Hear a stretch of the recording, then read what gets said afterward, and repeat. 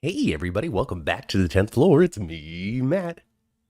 Hi, everybody's cat. Good Hey, morning. hey, We good told you we'd be morning. back today. We would be back, 11 minutes late, 11:11 though. It's a good time to settle in and settle on. Let's all align our thoughts and our feelings and think of Taj Bello in this moment as we just, try to manifest the things that we want in our life. You know, 11:11, a time for Hmm. balance. Yes. Ah. Hey, Yes, hey Dallas. Judy. Judy's in here already. Hey Judy. Hi. Hi, Hi, hi, Judy. hi, hi, Judy. Judy, since you're the first one here, the first one to say hello, I gotta ask you, were you here yesterday with Vincent Irizarry and us on the elevator ride up to the 10th floor talking about all my children? Were you here for that? Oh, and I'm just curious and nosy. Where do you live, Judy? We're gonna start stalking your hometown on Google Maps.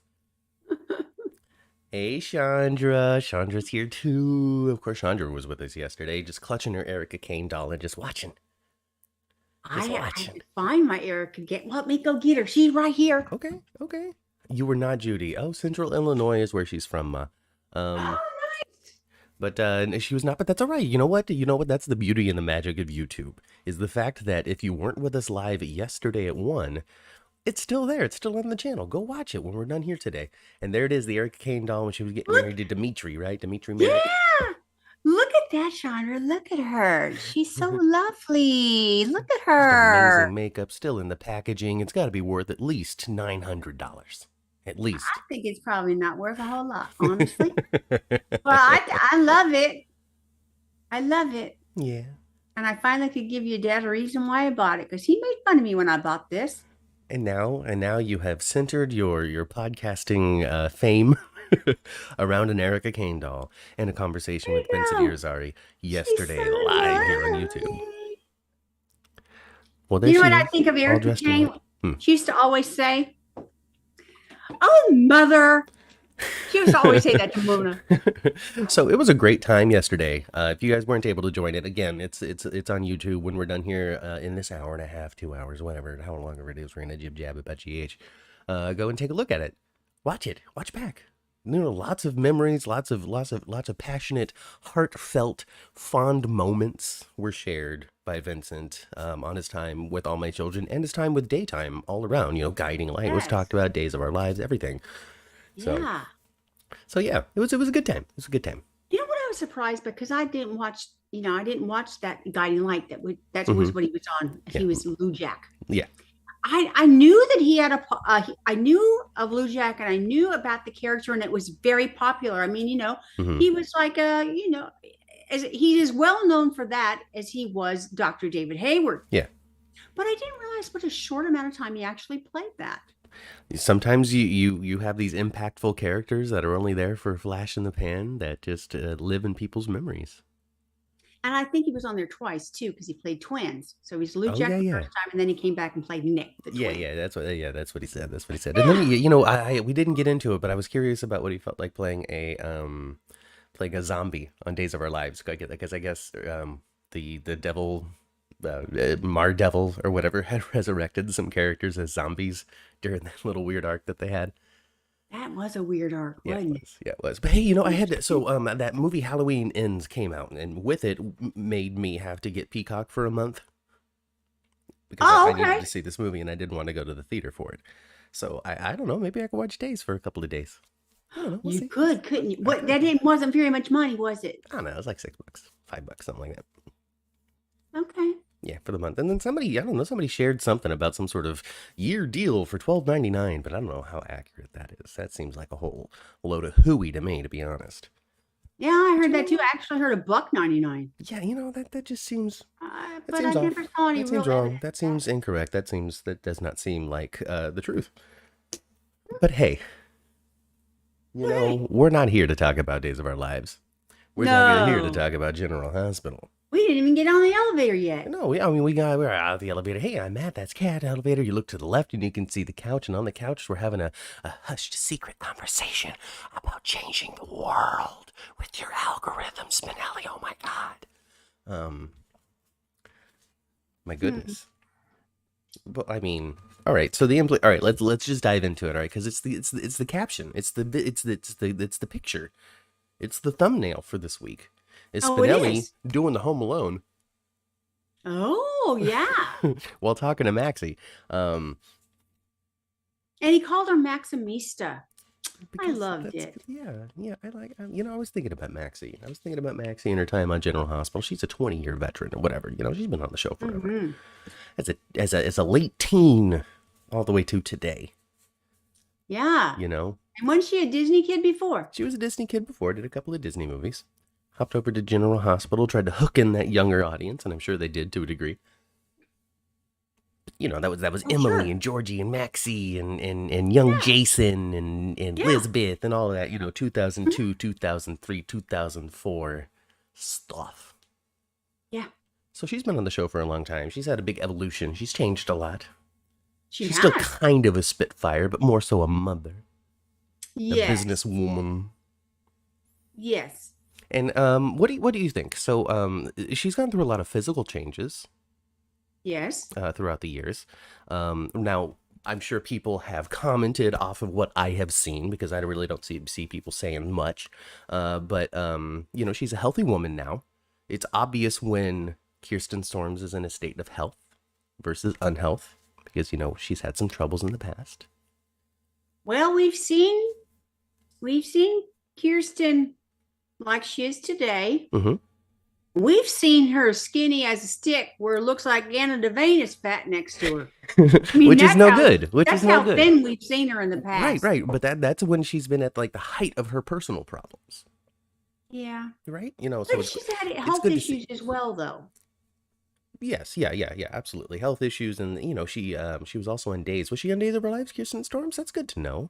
See, daytime family, just people just hopping show to show to show.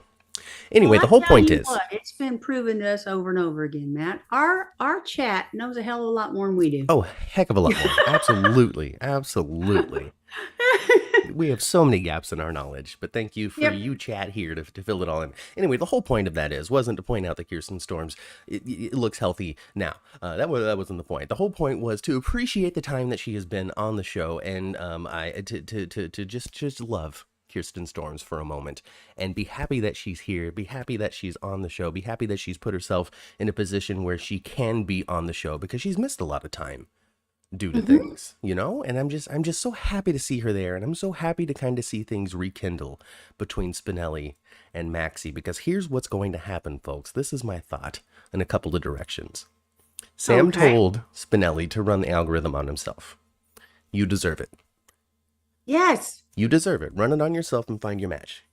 He's going to run it, and it's going to be Maxie. Absolutely. And it's going to be Maxie, and he's going to be like, what do I do? I can't tell her. Yeah, but he's already stated that that's who who did he tell? He already told somebody that he really wants to be back with Maxie. Yeah, he's alluded to it definitely to the audience. He's hinted to it to people. He might have even outright said it to Sam at some point. And, I mean, there's a lot of hours of GH and a lot of conversations that are had. So you have to forgive me if I don't remember everything that everybody says. Yeah. But I think he's going to run it on himself, and it's going to come up with Maxie. And I really want this to be this just magical, beautiful thing that happens between these two characters. Say what you want about Spinelli and how much you like him now and how useful he is without Jason and if he's even necessary and blah, blah, blah, blah, blah, blah, blah. You cannot deny Spixie. No. That was, I don't know. Can we call them a super couple? Because they were only really together the once, and then they were kind of like together, but not. And it was, I don't know. It was a weird pairing. It was a weird pairing, and they danced around each other for a long time, and they were a girlfriend and boyfriend for a spell. But then they had their non-marriage marriage. Right. I mean, like their love was like, it's like very real, but like not. Yeah. So I don't know if you can call them a super couple because, one of them didn't die and get resurrected 3 times like Dixie and Tad and all of that. But a popular pairing and a very entertaining one. Put them back together, they might be a super couple. Put them back together, they might be a super couple. Put them back together and leave them together, Maxie deserves that too. Maxie deserves to have somebody that's just devoted to her. Yeah. Mm-hmm. Mm-hmm. That'd be good. And he was kind of outright flirting with her too. because she was Mm-hmm. like, "Hey, I'm dropping these kids off at the symphony," Mm-hmm. and then he was all like, "Oh, hey, what? I don't know." There was like, what did she say? She said something like, I don't know, thinking about it. He's Mm-hmm. like, "Oh, what do you think about? You're going to the symphony, symphony, blah blah blah." Mm-hmm. Anyway, just basically suggesting you could dump Austin and be with me if you wanted, Mm-hmm. you know. And especially since her and Austin don't have no flair. Oh gosh, no. Oh no. I don't. Definitely not. Definitely not. Well, the chat says that Kirsten Storms played Belle on Days, so I don't know who Belle is. I don't know Belle Hmm. Forrester. I don't know. That's the different So show. That's how long bold. was she I on don't there, know. you guys? Mm-hmm. Was she on there good for a good spell or a You few let us months? know. You let us know. But Daisy and Chandra both let us know that. And then Kelly Public Cover said Kristen left twice to get well. Very true. Very true. And Yes. she also believes that Spinelli and Maxie are better as friends. They look after each other, but they could look after each other. They look after each other as a couple too. Yeah. I I just mean, liked them together. I thought they were good. I thought they were endearing and I thought they were cute and funny. and it's going to make these characters have to go in a different direction too, because the core of Maxie's stories and dramas in her life over the last several years has been the terrible relationships that she's fallen into, and so Maxie will need new drama story. Yeah. Is The it only good Cody? man she ever had died. Well, most of them die anyway, but the only good man she had died. That was Nathan. Mm-hmm. Oh, and Yeah. Spinelli. You have to count him as Well, well. yeah. You got to Good swing man. out Spinelli too. So that's been the core of her drama is her baby daddies and Peter Mhm. and bad relationships and whatever she's getting mixed in with Austin right now and his troubles that he's bringing from Pawtuck to Port Charles. Yeah. There's something still brewing there. Yeah. Um, what they do need to have Maxie do is she don't need to have a whole passel of babies. No, I think we can call it done. I hope so. Especially if she winds up with Spinelli again because they already do have a baby. They don't need Hmm. another one. No. They got Georgie, right? Georgie's their kid. And Georgie Spinelli's, and they could age. They could age Georgie Mm-hmm. and make her the new part of the new set of twins. New set of teens. With Aiden and Jake and Danny and Yeah. yeah. Okay, so Kirsten Storms was a teenager on Days. She played Belle. She is John and Marlena's daughter. Oh, is she She's not? Is she played by somebody else now, or is she dead? That is a good question too. I don't know. She was on Days from 1999 to 2004, so she must have jumped from Days to General Hospital. I don't know if she replaced an aged up Maxie or was the aged up Maxie. She was the aged up Maxie. Now that's interesting to go from one show for 5 years and then hop to the other to play an aged up character rather than like a new one. I don't know. I find that to be interesting. Whatever. Well, Maxie been around forever. She's been around. Yeah, so she's been on for She's dang born near on the 20 show. years. She's been on for Yeah. 18 years. So She got BJ's heart beating in her chest. okay. So here is, oh my gosh. So I was thinking about how do you bring in Dr. David Hayward to General Hospital? Now I didn't want to bring this up with Vincent Irizarry yesterday because listen, folks, if he had the power to be on the show, he'd be on the show. So I didn't want to like talk to him about how great and cool it would be if you were on the show as Dr. David Hayward and how fun that would be. Like, of course, it was brought up, it was mentioned, we talked about it for about 2 seconds, and then I really wanted to move on from that because I feel as though it would be kind of crummy to just spend half an hour on dreaming about something that none of us could make happen and something that would be amazing for his life. So, Yeah. they aged up Maxie and Bella's life. So they got a different person playing Belle. Okay. Yeah. But I was thinking, all right, so Maxie's got this heart condition, all right? Problem. Yes. Begins to fail. It's a transplant. She's had that transplant for a long time now. Since she was about 6. Yeah. So, I mean, listen, these heart transplants, they do not last forever. It is a conceivable story that Maxie may run into a situation at some point when it comes to having BJ's heart, especially for so long. Issues, complications. Bobby is super invested in making sure that one, Maxie survives, and two, potentially best case scenario, survives with BJ's heart. Because it is her daughter's heart that is still beating to this day because of Maxie and beautiful and drama and sadness and tears and all that kind of stuff. You know, we can have Yes. flashbacks and hugs and all kinds of just stuff. And there's Mm-hmm. only one person that Bobby can think of that could possibly save Maxie's life and save this heart, and is the world-renowned cardiologist from Pine Valley, Dr. David Hayward. And so he Yes. comes in to do this surgery, you know, he's successful. Everybody's bowing to his feet, adulation, all that kind of stuff. He catches the eye of some person that he thinks is hot across the hall and goes, maybe I should stay in Port Charles for a couple of weeks. And then we get a fun David Hayward arc. We can go from there. And maybe the same thing would happen on General Hospital that happened on All My Children. Yeah. And it's the same story we've heard from a lot of actors. It's a 3-month gig that turned into. And I just kept going. They even did that for Max Gale. Max Gale was just supposed to come in, get Alzheimer's, get shipped off to the home. But no. Mm-hmm. Nope. They kept it going. The age that Maxie and Bell is alive. Martha Madison plays Bell now on Dave's. I don't know who Martha Madison is, but cool. She's alive. She's still around. She has not been poisoned by peanut butter pancakes. No. She was part of a popular couple on Days, Sean and Bell. So look at that. Kirsten Storm's just been a daytime star since 1999. She went from Xenon. She did Xenon the Z-Cool, hopped on to Days of Our Lives, went over to General Hospital, and has been making money consistently as an actress most of her life. Kudos and congratulations, Kirsten Man, Storms. that's awesome. You know, I mean, you never even think about it sometimes. There are some bona fide TV stars out there that have been in front of your face forever, and you just don't even think about it. A lot of them are on soaps, of course, you know, but that's a pretty niche thing. You know, not everybody's watching soaps. No. But you think like David Boreanaz, which is a name that you don't even know. No, isn't he like that? Yes, I do know him. Okay, what do you know him from?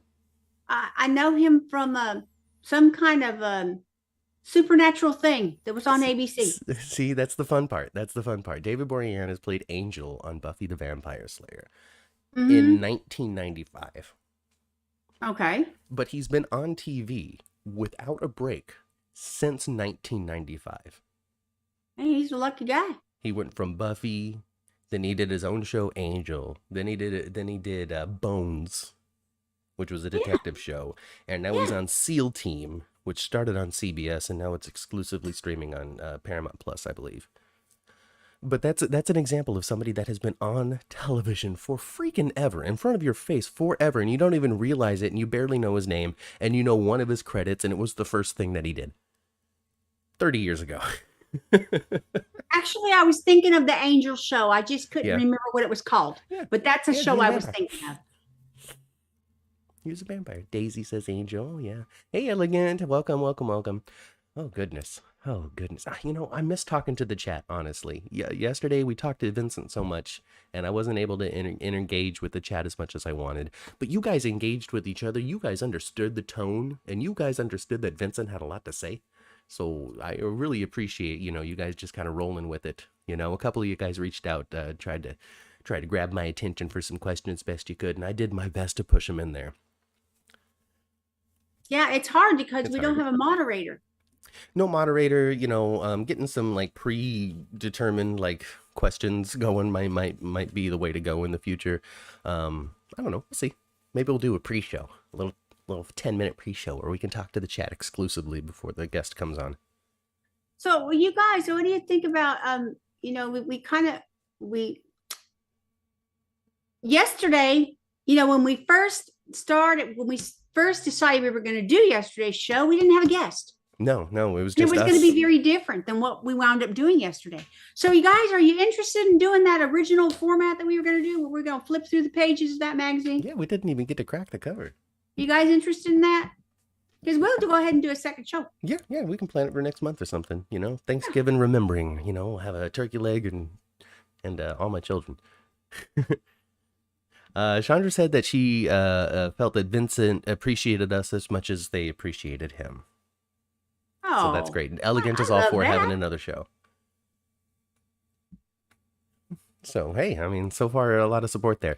Let's see. Chat says that it is about the agents and the writers and the producers to hire all the actors, except for the actors that are able to text Frank Valentini and get a job.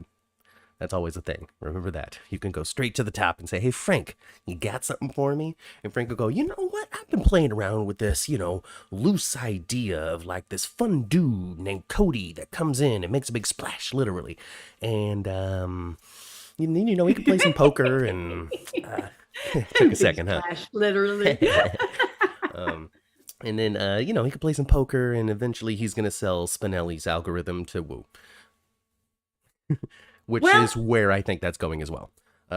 Think so? Well, Cody got some more stuff up his sleeve. I don't think he's the good guy. He wants the town people to know. So, I do think that he does have something to do, Faison, he's interested in Faison. This is what I think. Are you ready for what I think? I'm going to blow the lid off of everything right now, and I hope that you guys immediately go to Twitter and you guys say, I cannot believe what the 10th floor just said. All right, I need you to actually, I had a tweet prepared saying that we're on live, and I didn't hit the button. Let me do that. But I'm going to say it, you guys. I'm going to say it right now. This is it. This is the big twist. This is the big twist that you did not know was coming when it came to Cody Bell. Okay, what is it? Cody Bell is a secret agent for the WSB, deep undercover, hunting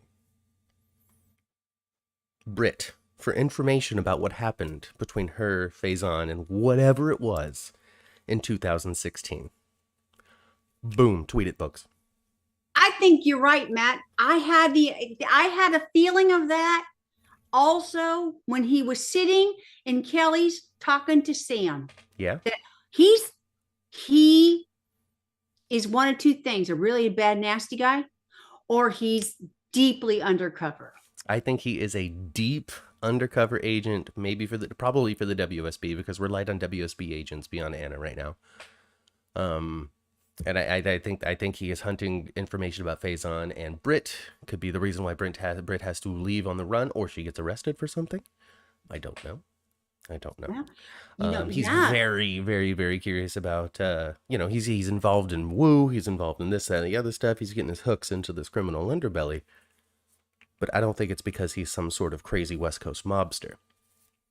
Do you think that Kelly T-Bold is really leaving? I don't know, because now I've heard like the opposite, where like she's just leaving for a minute. Yeah. So I really don't know what's going on with that. Sometimes, like we talked about with Vincent yesterday, sometimes news breaks a little too fast. Yeah. Before the story is really solid, or even has legs, or even is kind of remotely true. Is a reality. Yeah. So go back to that interview after we're done here talking today, guys, and you can see what we're talking about.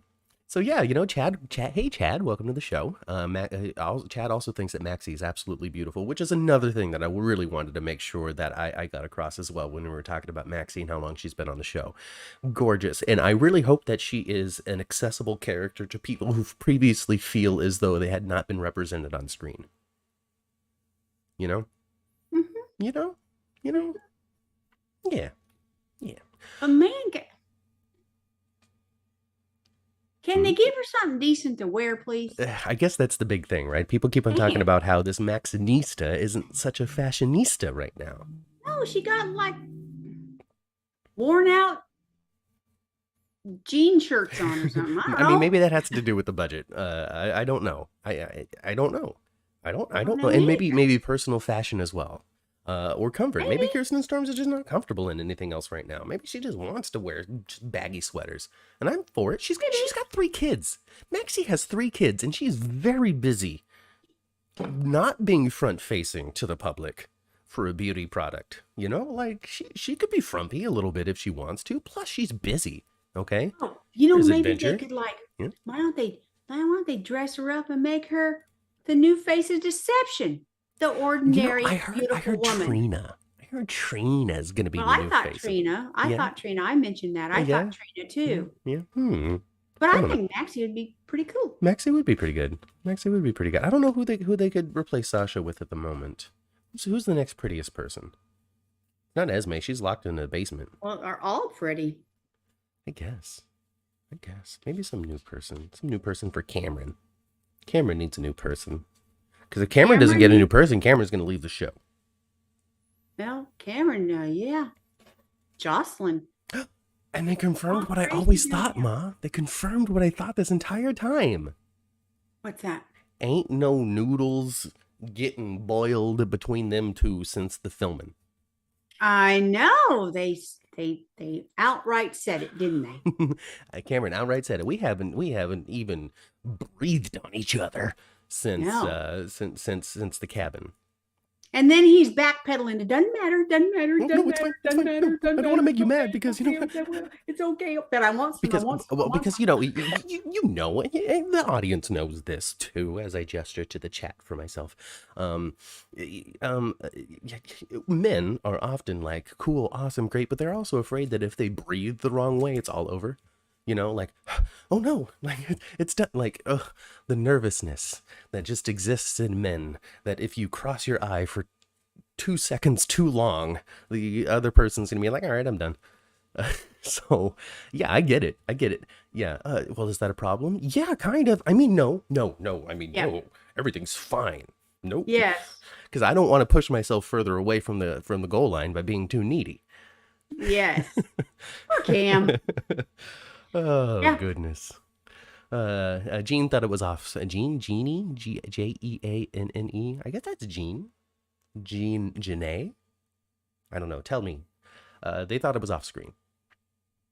Which it could have been conceivable. But no, they just trying to make out. I guess they were trying to make out a couple of times in Elizabeth House and then got interrupted a few times and then gave up.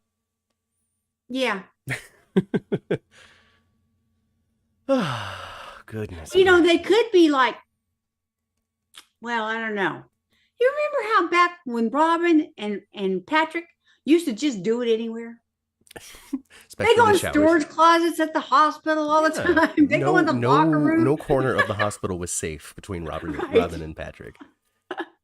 The wonder they only had the one kid. I guess two now. I got two now. Kelly says that men can either be dogs or scaredy cats. Or scaredy dogs. That's my contribution. And then it's Jeannie. Jeannie. Thank you, Jeannie. Thank you for your contribution, Jeannie. Keep chatting. I'll say your name right. Debbie thinks that my theory is really cool. So, you know, make sure you write General Hospital and call the hotline and tell Frank Galantini how smart I am and how much I need a job working on the show. Is there a General Hospital hotline for real? You know, I think there's a way to call in. There's like a 801 number. That's Hawaii. I don't know. 415. No, that's San Francisco. I don't know what the area code is down here. 831? I think it's 831. No, because you still have your I still got my Bay Area. Area phone number. I mean, I still have the same phone number I had since I was a young man. Yeah. Not an old man like I am today, but a young man. Yeah, I still have my Bay Area code too. Jeannie is 60 and she's been a soap fan since she was 8. Well, Jeannie, you and I sound about the same. That's sweet. That's sweet. Hey, BB Dolls and TV Archive. Mm-hmm. Welcome to the show. And Jeannie's in San Diego. Look at that. Look at that, Ma. Look at where you're learning the geographic location of everybody that's coming and watching us. I love. Oh man, you know what? You love being a nationwide voice, don't you? I'm very interested in where people live, and you know, it's really a shame. I've been told it's a shame that here I am, a California native, been here my whole life, and I've never been to San Diego. You've never been. Well, you gotta go. And I heard it's lovely. It's very, very bright. There's a lot of sun down there. There's hoarding sun in San Diego is what they're doing. They're just keeping the sun, and they're basking in it all year long. I need to go down there someday. You know, I would suggest SeaWorld, but not anymore. You know, that's kind of a 90s thing. It's over now. Really? Yeah. Well, it's still open, right? I think so. They just don't have killer whales anymore. Oh, it's Well, cloudy in good San thing. Diego today. Good thing you're not there. They did a Free Willy a long time ago, so it's all good. Dum, dum, dum, dum, dum. Dum, dum, dum, dum. Hey, remember? Hey, Matthew, do you remember that project you had for school, and we did a Free Willy Yeah, we drew the movie art poster. project? Yeah, we drew the movie, or you drew the movie poster because you know you did the project for me. No, we did it together. Actually, I remember. I still have that. There was my glitter project on the book. ocean and then the thing. Yeah, I loved that movie when I was a kid. I remember.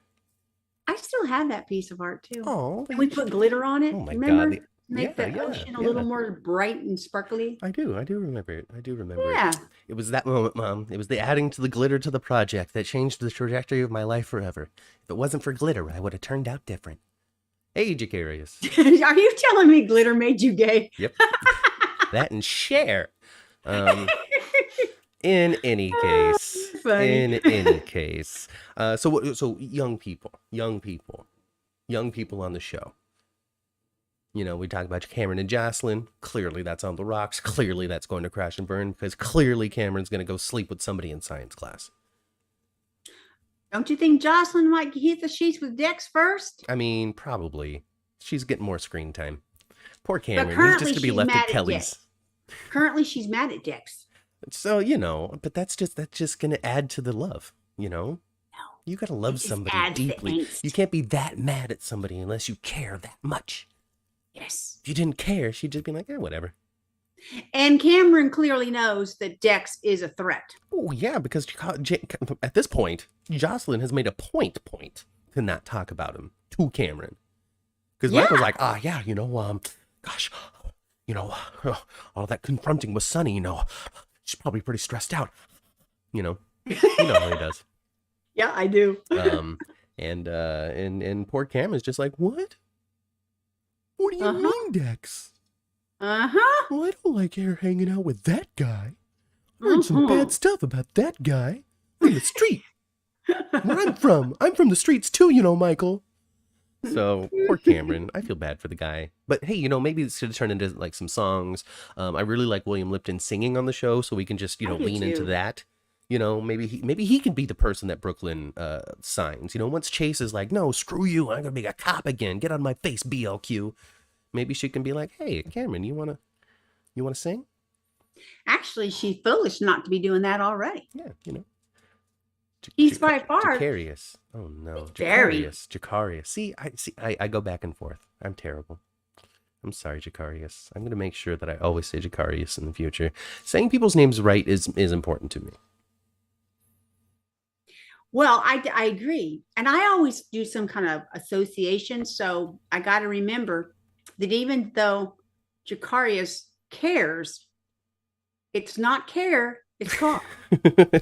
Perfect. Whatever you need. I do that kind of weird stuff a lot to remember things. Hey, you know what? You tricks of the trade, whatever it is you need. I'm terrible with remembering names, period. So, sorry. That's why saying them right is important to me as well. And also, you know, like just to use the name Jacarius, you know, there's Jacarius, the Jacarius. Your parents named you Jacarius, not Jacarius, you know? So it's important for people to recognize what your real name truly actually is. Not what I read, not what I think is easier to say, not what occurs to me first. No, it's what your parents decided you're going to be called. And I think that's important to honor. It is. And unless, you know, for some reason you don't want that name anymore and it's a dead name to you and you're a different person on the inside and every other heavy thing that involves when it comes to identity and name. I don't want to diminish that. But when it comes to pronouncing people's names right, there's where I'm at. Yeah. As a lunch lady, I got a lot of students that have unusual names or just really, I'm reading them off a computer. So it's really, really hard for me to, like, you know, phonetically say it correctly because I'm not sure. There's some unusual names out there. So there's a couple of kids where I just cannot get it right. And they probably hate it. But I have renamed them Sweetheart and Sweetie. Listen, there's 800 kids that I see every 5 minutes. You just move on, sweetie. Chad's last name is Summers, like the season. That's good to know. Good to mark. And then Kelly, I would say your last name is public cover because that's what I've always been said. But if it's, you know, something that is not that, you know, if there's a different sounding you in there, I don't know what to say. Kelly, I've seen you on other things. I before we ever podcasted, I remember you seeing you on other things. Hey, your name, and I've wondered, is it public cover? Because I think it isn't. Phonetically spell it for us. Hey, Brooklyn, glad you made it to your first live.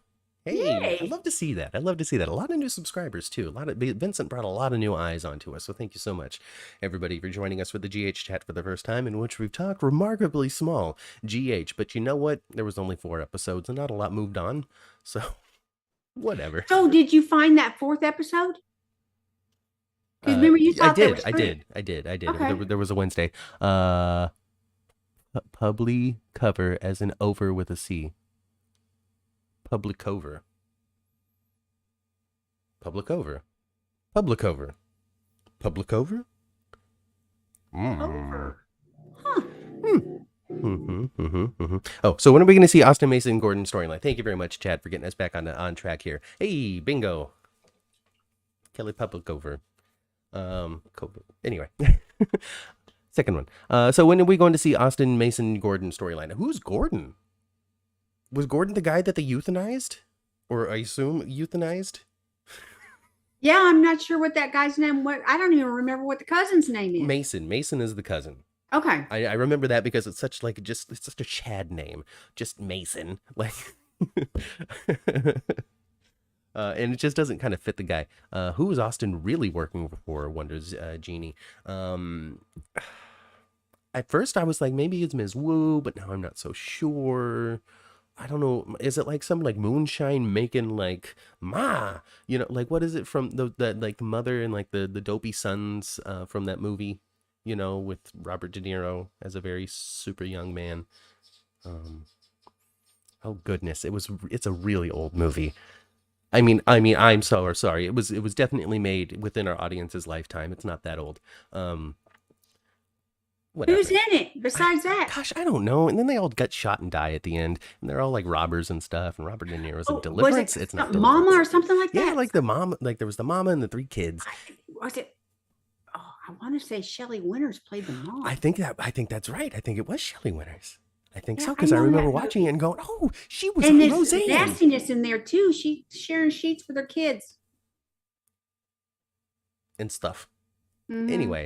Anyway, I don't know how I got there, but I don't know. Well, yeah, I don't know if Austin's working for like somebody like that, just some like backwoods criminal. Is he working for Alex? Well, they kind of. I think it could be Alex. I think they purposely called that place Pawtuck because it means it's like kind of like podunk, Yeah.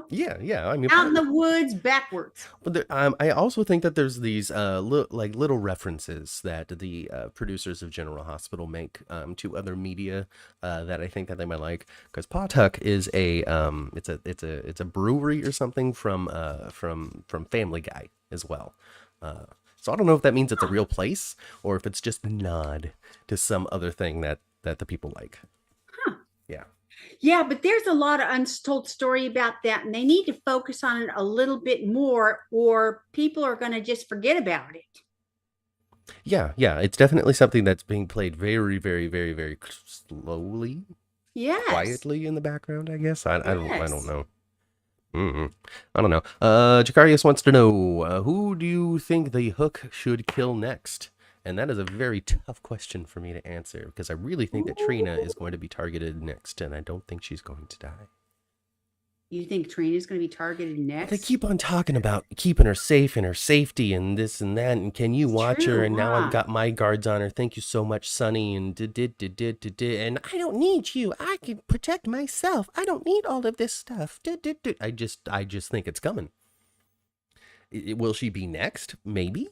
Will she die? Definitely not. But when it comes down to it, we've got the judge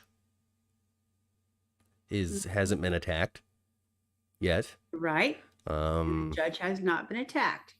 And Spencer got hit in the face with the book, but I don't think that's related. So and Spencer's kind of protected in jail. Yeah, the prison is protecting Spencer. If he were out, I think he'd be on the hookers list. Because I do think the connection is Trina, not Sonny, for sure. Oh, well, at this point, definitely with Oz being attacked, it's 100,000% Trina. And with Esme getting locked in the basement, we're going to very quickly see as well that it wasn't Esme who's been doing this. Right. And here's the thing, folks. I really want Esme to be in this basement for months. All right. Remember how long Natalie was in that GD well? Okay. Yeah. I need Esme in this basement with nobody knowing but Nicholas for months. I need her entire gestation to be in this basement. Flowers in the attic style. I need this. I need this. So if she gets out next week, I'm going to be so disappointed. I think of the attic, not the basement. Right. Well, I mean, whatever. The abandoned wing of Windermere, you know, where he locked her in that room. I need it to be extended. Okay, I need you to love Nicholas for doing this, but also hate everything that he's doing outside the door. That's what I want. That's what I need, and that's what Nicholas needs. And I guess that place is so big that she can holler all she wants and no one's Nobody's going to hear hear. It's like Locke and Stewart in the West Wing of Chandler Mansion, and nobody knows until he breaks out. All right, this is what I need, folks. This is what I want. This is what I need. You can have Esme on once a week, just a couple of scenes with Nicholas, just to prove that she's still alive. He's giving her food just to establish, hey, she's got a toilet. She's getting her medication. We've got a doctor that we bribed to come make sure that you're fine. Well, he did mention there's an ensuite right there. She got a potty. Yeah, you know, so I need it. I need it. I need it. I need it. I need it. I need it. I need it. I loved it. I loved that he locked her in there. I thought that was so good. And, nobody knows. She's banging on that door. Nobody knows. Nobody knows. She's stupid though. She should have known better. She should have known better, but she thinks she's in control. Yeah, she does. And then she got Daddy Ryan being like, "Oh yeah, what a genius plan." But they didn't even show us that she showed him that she's pregnant. No, so I'm not sure that she actually is. This might be a part of the genius plan. But then maybe she actually showed him her belly and let him touch it. Like this just a little bit. And then he's all like freaked out and stuff. Maybe he's not paying close enough attention. And of course, Ma, of course, we know what she's wearing, right? I know. I thought of that too. I mentioned it, actually. I mentioned it to your dad. I said, oh, I touched that belly before myself. So, so people on Twitter noticed, oh man, how come in one scene, Esme was like kind of showing, and the next she was just like, bam, pregnant. And it's because they only got one size of the fake belly. So at one angle, they were able to get away with whatever it is that they were doing that they weren't going to be able to get away with when Nicholas touched the belly. So she had to look a lot more pregnant for that, because they only got the one size of the belly. That's the practical, real reason. And I'm sorry to make the show a fantasy and not reality for you all. I'm sorry. And they could have, if they weren't going to show a little skin, they wouldn't had to have it so big, like you said. Right. And I think they were trying to sell the fact that she probably really is pregnant, which, it is what it is. It's fine. It's something that General Hospital leans very heavily on. But I don't know. So there's a couple of ways to look at it. You can look at it from, this is just silly entertainment, whatever. They're not trying that hard to be all too creative with the story. They just won an Emmy for being the best show.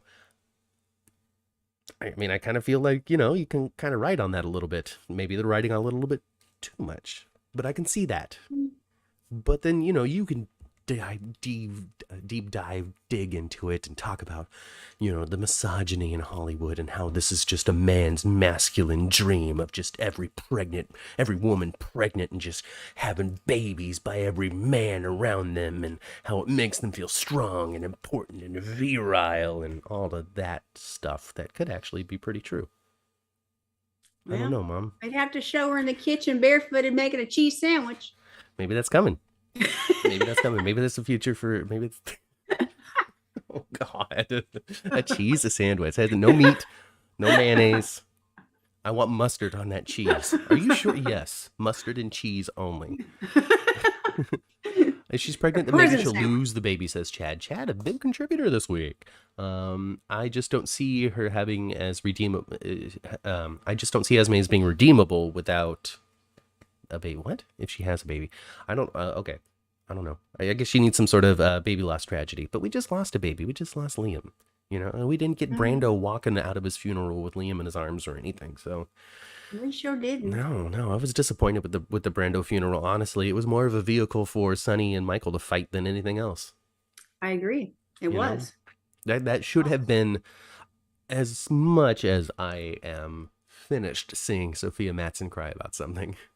That was her and Gladys's scene to put some finality into that relationship with Brando, and to help the characters have a sense of closure, so they can move on with each other as mother and daughter.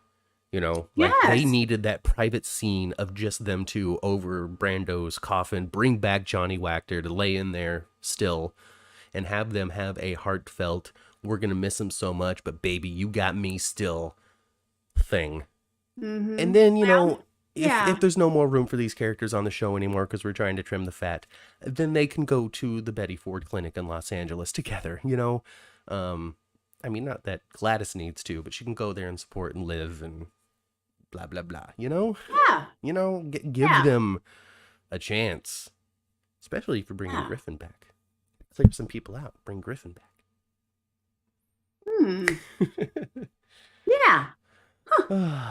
My pet peeve on the show is a horrible baby crying soundtrack that no matter what age we get, and also the blanket baby. So they don't even have a doll, how it's just the blanket and they just pull it and so it looks like it's around the head, but there is literally nothing in this blanket. Yeah, nothing. Nothing. And even the actors have trouble simulating baby weight. Yeah. It's a little hokey sometimes, I agree. Thank you, Jeannie. A little hokey sometimes. Maybe the hook killer will attempt to get Esme, but the baby does not survive, says Chad. Chad trying to be a writer as well. Chad, that's my job. That may be... She'd have to get out of the attic first. She would. That may be the way she becomes redeemable. I don't know. Do we need to redeem Esme, or do we need her to be wackadoodle Janet from another planet, Heather Weber? I need her to be wackadoodle Heather Weber. That's what I need. I agree. How fun was Crazy Annie on All My Children? Okay. I want her to be wackadoodle too. I just need her to be nuts. She's supposed to be the spawn of Ryan. He's not redeemable. Thanks for coming, Chandra. Chandra had to run. You leaving? Yeah, she had to run. That's all right. We're gonna keep going because Chandra, when she comes back to watch the replay or to listen to us on the podcaster app, she'll have another half hour at least of hot, fun, interesting GH content provided by the 10th Floor Podcast. Maybe Olivia will resurrect her psychic powers to solve the hooker, says Leanne. I don't know. Olivia hasn't had really any psychic visions in quite some time. No, she hasn't. I don't know. Is it time for a seance? We're going to have a seance. Everybody sit around this table. We're going to have some pasta and do a seance. Remember that there's that one chick they always bring back for seances, and she used to be on One Life to Live? I don't. But if I always think of like Zelda Rubinstein from the Exorcist movies. Step into the light. Step into the light. That just little tiny shrill lady. Baby. Oh, I love her. She needs to do everything. Is she still around? Oh no. What's up? Poltergeist, not Exorcist. Oh, I'm sorry. Poltergeist. My bad. Yeah. Carolyn. Yeah, her. Yeah. Anyway, I don't know what One Life to Live character you're talking about, but they had been bringing in that that one psychic had been coming in and out like the last 2 years or so on General Hospital. She's the one that told Laura that Nicholas was still alive. That's her, babe. Same chick. She used to be on One Life to Live. She's the One Life to Live lady, huh? Yeah, but she wasn't a regular character. She would just be on every once in a while. Oh, okay. Well, and then she also walked through the thing and was like, Franco's still here. Mm-hmm. You need to move on. Franco's last. Yeah. Yes. Yeah. Princess Esme in the tower. Maybe Esme is Heather's daughter. I don't know. I mean, we circled around that. Ma and I did when we were talking originally about the Felicia flashback, and we're like, I don't know, is it Felicia, or did Ryan and Heather run into each other at the insane asylum and get a little busy? Maybe. That would be very funny. I would love that, actually. Oh, goodness gracious. We really need Robin back to be Heather, though. Yeah, you can't. You can't recast. Well, you just have to have Heather just pass.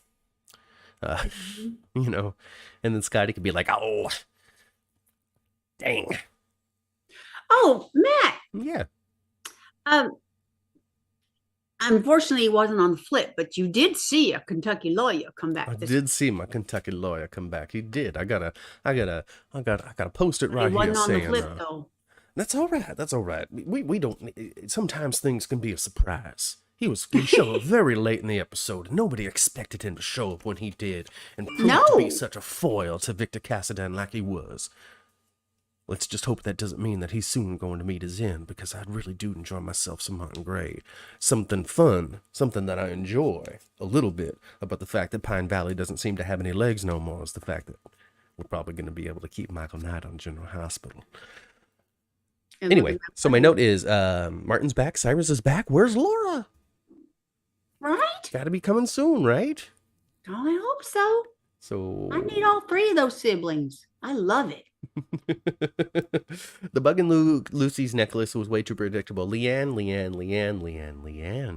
Sometimes GH is a little predictable. So she's got this bug in this necklace and is about to spill the beans to Anna when the episode ends. Mm-hmm. Basically, when Monday comes on, or Tuesday, or whenever it is they revisit this conversation, she's going to be like, "Oh my God, I'm so mad at you for putting me in this situation, Anna." And Anna's going to look at her neck and go, "Oh, that's new. Where'd you get that?" "Huh, Victor gave it to me, but that's beside the point. I'm mad at you for..." And then Anna's going to stop her from talking. Mm-hmm. That's what's going to happen. Wouldn't it be hilarious too? Wouldn't it be hilarious if Anna snatched it off her neck, destroyed it, and she's like, "My diamonds!" Just threw it in the fire. So yeah, I think Anna's gonna recognize the new jewels dripping from the neck of Lucy and stop her from saying anything incriminating. A couple of reasons, is something that I learned when it came to storytelling to a live audience is whenever you're the villain and you declare victory before you have actually won, you're not gonna win. Oh. That's something that I learned when it came to structuring pro wrestling matches and such. If you're the bad guy and you got the good guy on the ropes and you climb up to the top rope and you go, "That's it, it's over," and you jump off the ropes, 100% of the time you're missing. Oh. 100% of the time. It's all a part of the storytelling. It's all a part of riling up the audience. It's not a faux pas. It's not a "don't do this." It's a being mindful of doing this too often. Because it gets the audience goes, "Oh, no, it's not. Screw you, buddy. No, you're not going to." And then, "Yay, woo, you didn't get it." And so, Victor's sitting there and putting on his headphones and being like, "Oh, this was money well spent. I'm such a brilliant, smart man. You think you can spy on me? I'm going to spy on you back. I've already won, Anna Devane." I mean, essentially, that's not exactly what he said, but that was the spirit behind it, which means it's not going to work because he's the bad guy. And maybe the bracelet is a mic, Jeannie. Maybe that's the twist. That it's not the necklace, it's the bracelet. I don't know. That would be a twist. Madame Delphina was the fortune teller on One Life to Live, says David. I do it. Yeah. See, I didn't remember nothing, but now that you said it, I do clearly remember. Yeah. Jeannie does not like Michael Knight's Kentucky lawyer accent, which is nowhere near as thick as the impression I am putting on, or nowhere near as thick as how it started on the show. I think, well, I liked it. And I do think, yes, it's being minimized, isn't it? Yeah. It's slowly being minimized. I don't think it's going to go away entirely because Michael Knight's natural voice and cadence and way of talking is Tad Martin. Exactly. Like if you listen to him in an interview, he's Tad. Yes. There was no special characterization that he put on. And I think that is exactly the reason why we've got the Kentucky accent. Yeah. Was just to try to separate him from Tad Martin. The beard, the accent, just trying his best to not be, "Oh, look, Tad's on the show." And it's worked because now he walks in and I go, "Oh, look, Martin Gray." I think that of daytime actors, especially the ones that are on GH now, like the ones that, because Roger Howarth, we still talk about every character that he's ever played. Oh, Tad, Todd, blah, blah, blah, blah, all that kind of Franco, Todd, Franco, blah, blah, blah, blah, blah, blah. Yes. We talk about all of that. And the comparisons between the character he's playing now and how he just can't get away from that type of person and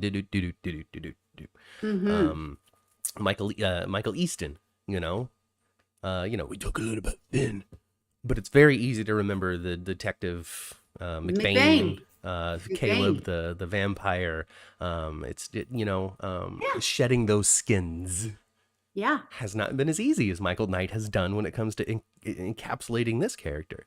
I don't know how successful he was on Young and the Restless or whatever it is that he did for that minute. He was he worked for Jabot, and he was he was like a chemist. Making cosmetics and stuff, and that character did not have legs, and he wasn't on all that long. Yeah. but yeah, I think that's why and I agree with you, Matt. I don't think the accent is going to ever go completely away, but it only will be on certain words going No, forward no, as it goes. no. But I do like that he came in and he stood up to Victor to a degree, and Lucy is still invested, but who knows what's gonna happen. I just need Laura back. I need Cyrus out of jail and Laura back, and just that trio together again. I remember loving them together when they realized their relations. Fido Xavier really enjoyed putting all that together, as he talked about when he was with us on the 10th floor. And I'm ready to revisit. T-Cherie wants to know, who do we like better, Cameron and Trina or Sprina?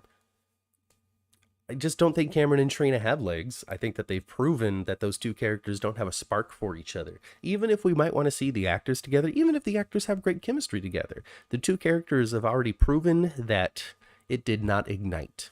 And sometimes that's just life. It would be really hard to, unless they really change him a lot. Mm-hmm.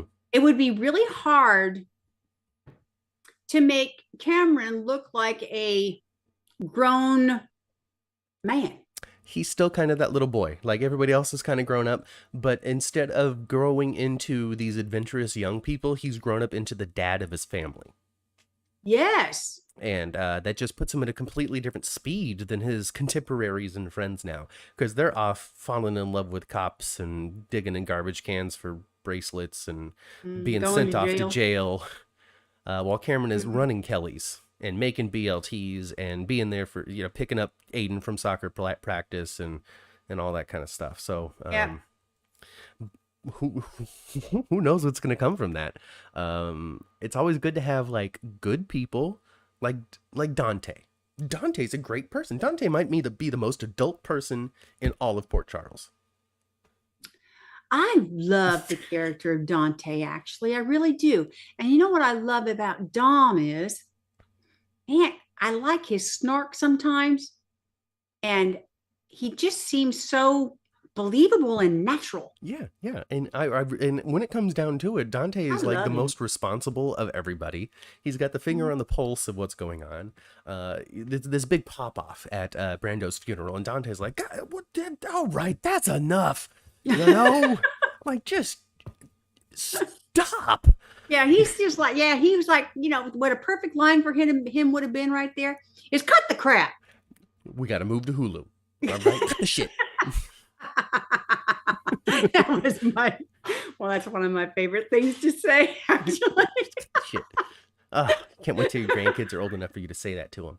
Baby, I've said it to them already. Of course you have. Shit, Grandma doesn't play with that. Yeah, I know. Exactly. When I'm really, cut the shit, Grandma don't play that. Yep, I know. Spencer needs a new girlfriend, says T-Cherie. Trina is proving to be too standoffish for him. T-Cherie, your opinion is very understood here on the 10th floor. We know that you are not looking forward to Sprina and Trina and Spencer. I really think that you're just going to have to suffer through it. You're going to have to be wishing that Spencer finds another woman for at least a year. But it'll happen. Trina and Spencer aren't going to be together forever. They're going to be together a lot, but not forever. No, not forever. Yeah. Not forever, but I don't.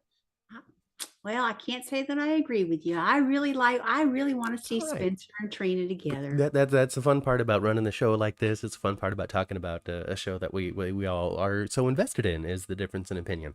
And really the different platforms that you go to engage with the show as well. It gets you a whole litany of different opinions, whether it be Twitter or Instagram, Facebook, all places that we are. But yeah, you can get all kinds of different, like Jacksonville. There's a whole mess of people that are absolutely loving the fact that Laura is having this fun, freeing storyline that isn't about crime and angst, and it's just about family and being in love and being there for people who meant something to you in the past, and all of these things on paper that make perfect sense and would be great, enjoyable TV if this character wasn't on TV every day of the week. I tell you what, for Jacksonville, I love the fact that Bobby went down there. Yeah.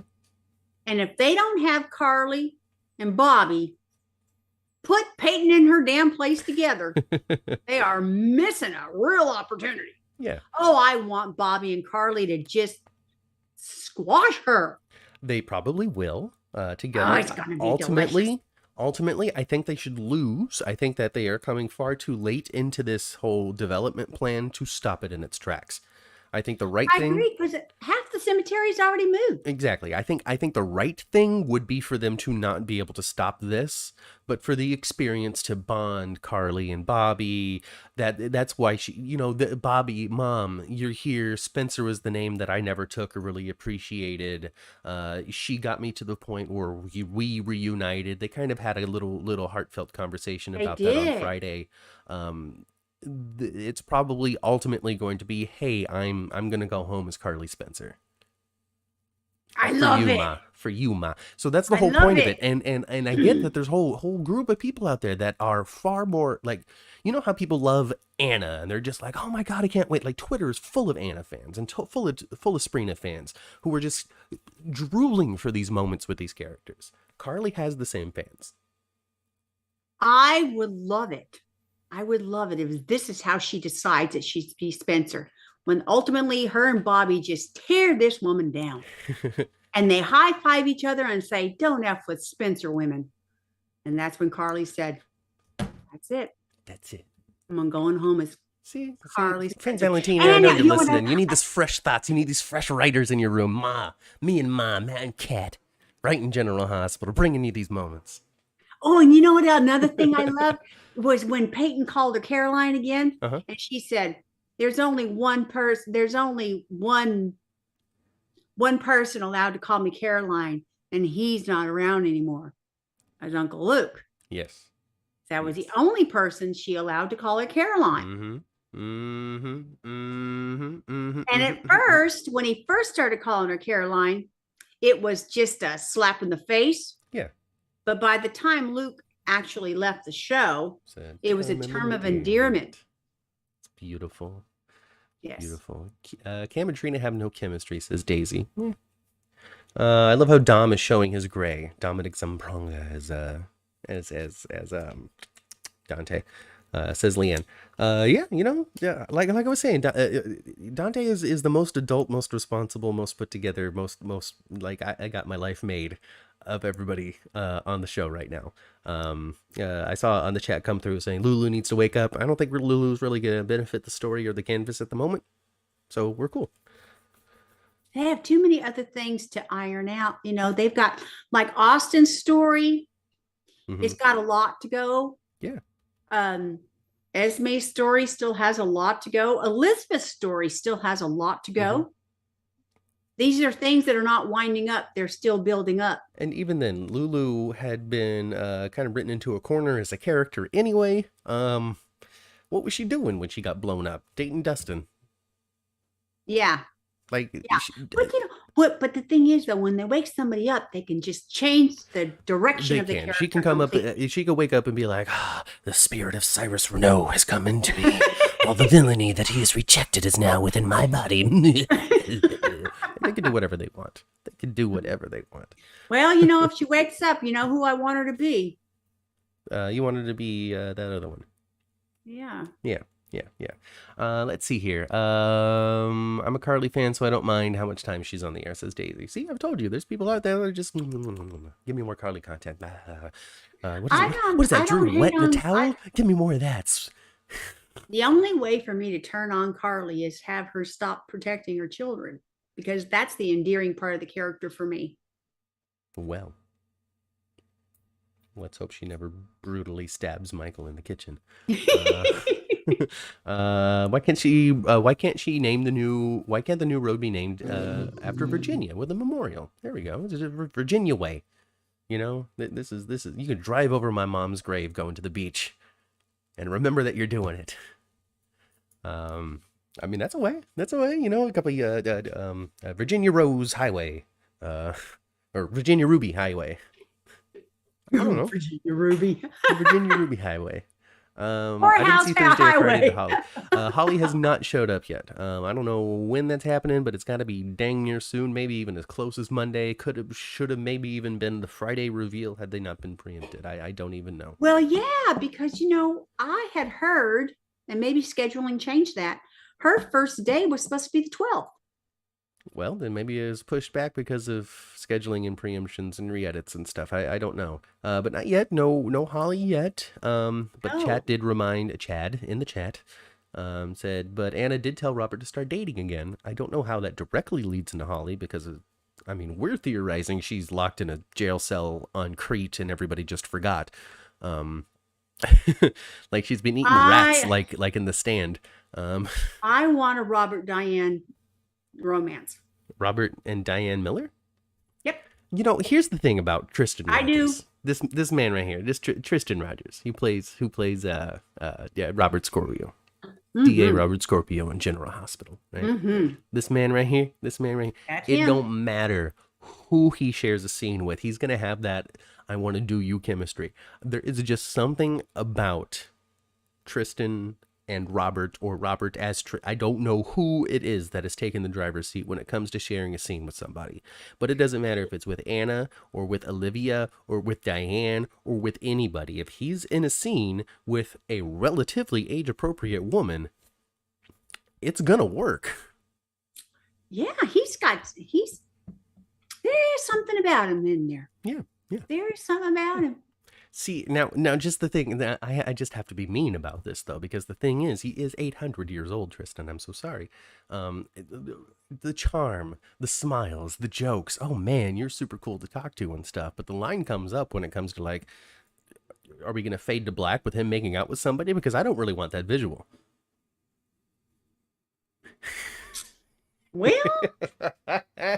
no, I don't think he'd have the same, Anna and Valentine a couple of weeks ago. That was hotness right there. I don't want to see that with Robert. I agree. Yeah, I'm not trying to be mean. I'm not saying that he doesn't deserve it, and I'm not saying that he shouldn't. I just don't know if I need that visual on my daytime TV. But I love him because he's funny Mm. sometimes. He's very debonair. He is. Yeah, yeah. I'm not You knocking know? it. Yeah, I like him. I just don't want to see him I without a like him a shirt. lot. That's it. That's it. No, I don't want to see him without a That's shirt it. either. That's all. That's all. And I'm sorry if it's ageist, and I apologize if you're And the offended by that. closest I but want to see him in whatever. is maybe a rib tee. Oh goodness. As long as there's no more January 6th junk, says Kelly, we will have Holly on GH soon. I really hope that's the case. Susan so. really enjoyed all my kids. All my kids. Oh, that's good. Show yesterday with Vincent brought back a lot of memories. We're looking forward to doing it again, round 2, maybe next month. And reliving even more memories off of David Hayward. Not that David Hayward isn't fun to remember, but it'd be great Yeah. to dig into some other stuff. So we'll do that. Yeah, Tristan will. is handsome, says Kelly Publicover. I think so too. I think so too. Yeah. And you know what? We had an opportunity to meet him. He's very, very nice. He's super nice. He's super nice. Super nice. Super In fun. fact, there was a girl there at the convention that was friends with his wife on Facebook. Yeah. And she was invited just herself to join Tristan and his wife for dinner. Yeah. Yeah. He's very Approachable. I find that a lot of these folks are just ordinary folks. Yeah, well, that's something that Vincent was talking about yesterday on the All My Children, Remembering All My Children special. If you didn't watch it, go watch it after this. Is there's opportunity for people to be divos and divas? He was saying that a lot of these big soap stars do not lean into, and they're just chill, cool folk. Mm-hmm. Just like Vincent Irizarry. Well, for me and just in life in general, you guys, I don't really get intimidated too much by people. Mm-hmm. Or, just talking with folks, I don't. And you know what comes in my mind a lot is the thing I say to myself, there ain't nobody that's sitting on the toilet. Everybody sits on the toilet. Everybody that you've ever seen on television at least once in their life has sat bare-cheeked onto a toilet and relieved themselves. Always remember that. Everybody poops. I mean, I don't know why, but that's what kind of like this is the life advice I grew up with, everybody. All right, this is silly. Hey, Mom, I'm nervous. I'm scared to join the drama club. Everybody shits, Matt. Get up there. I probably did say that to you, babe.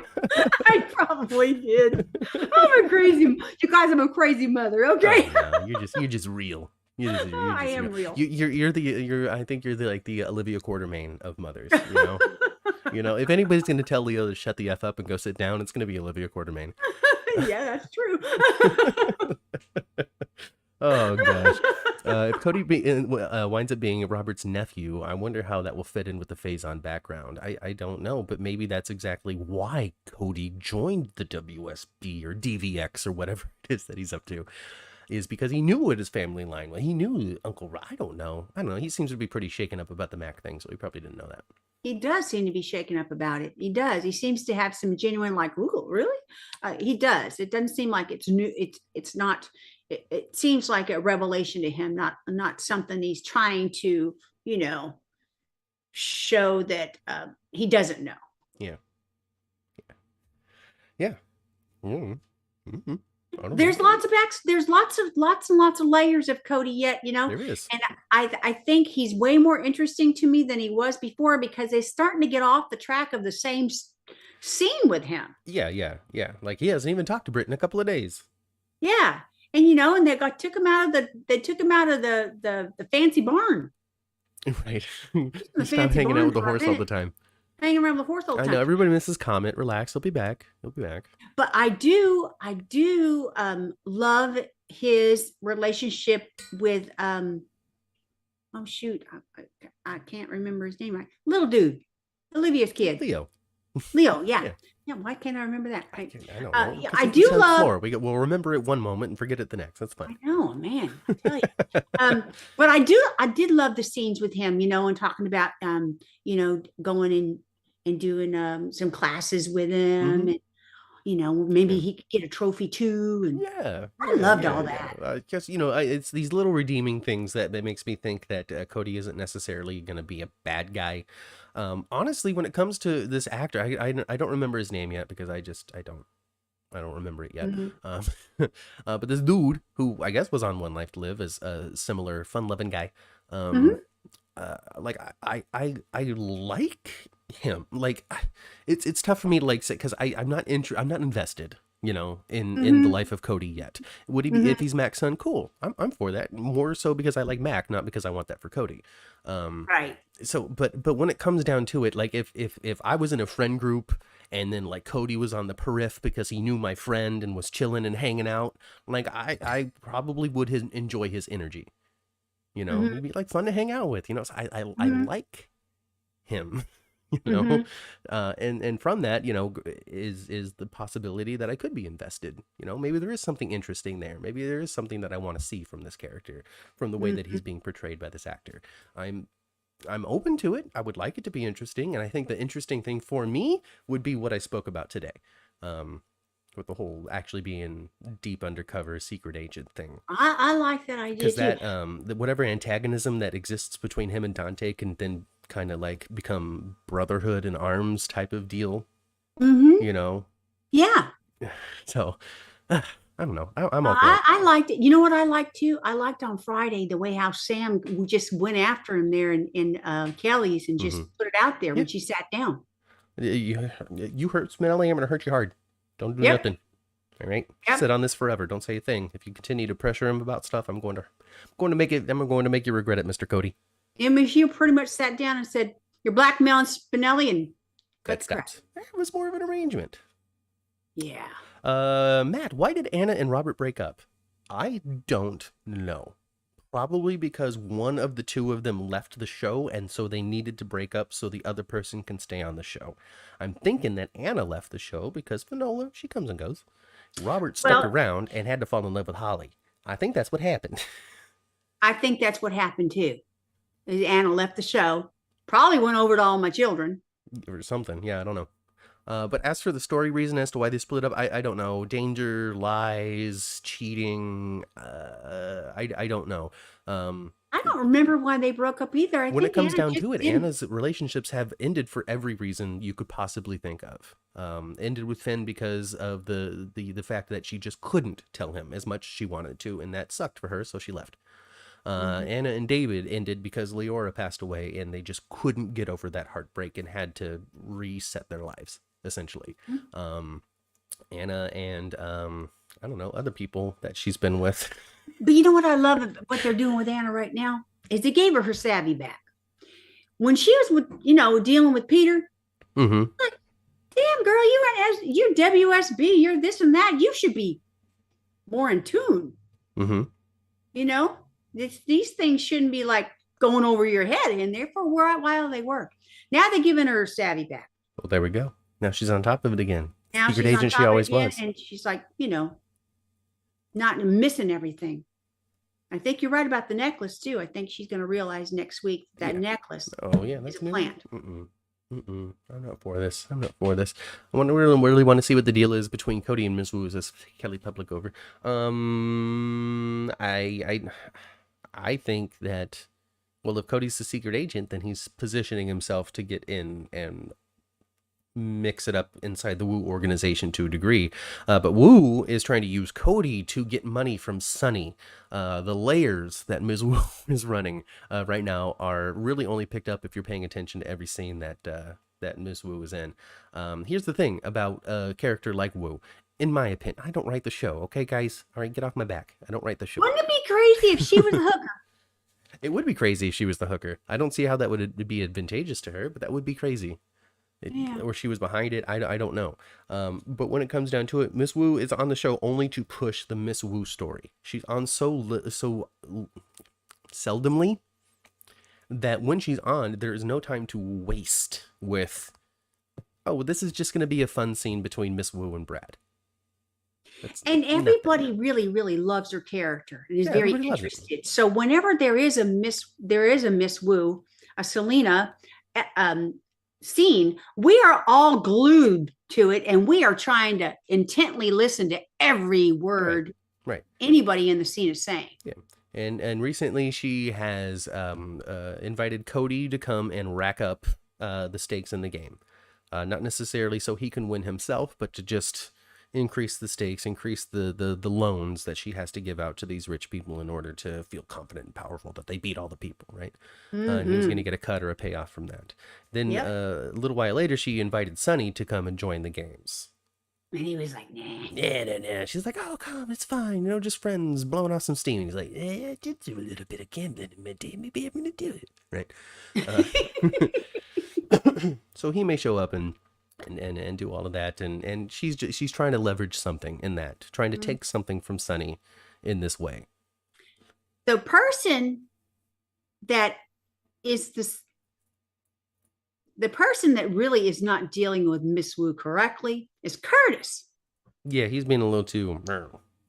He should have bounced her old butt out of there the first time she showed up. Oh yeah, well, but he really needed that file.